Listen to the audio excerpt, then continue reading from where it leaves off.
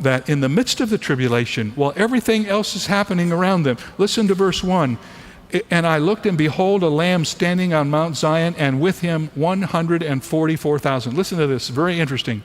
At the beginning of the story of these witnesses, we are told there are 144,000. When you get all the way to the end, you see these witnesses in heaven. Their job is done. They're finished with their work on this earth. And you know what the Bible says? There's not 143,999 of them.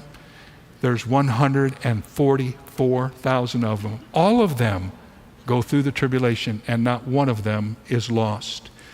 This is an amazing story about how God is going to provide the message of hope and salvation during a very dark time on this earth.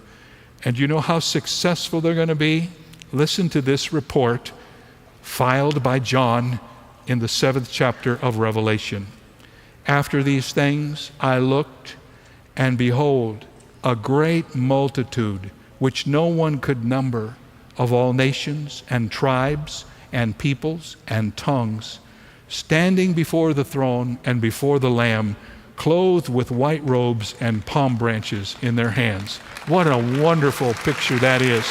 Listen, the Bible says so many people are going to come to Christ during that time that you don't even have any way to number them. Great multitude which no one can number.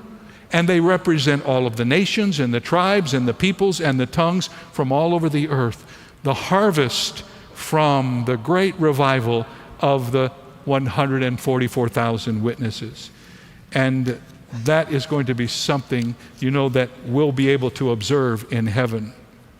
This is, I believe, the fulfillment of this promise of Jesus given in his Olivet Discourse. Jesus said, "The gospel of the kingdom will be preached in all the world as a witness to all the nations, and then the end will come." Ladies and gentlemen, one of these days, there's going to be this massive spiritual return to God during one of the darkest times on planet Earth.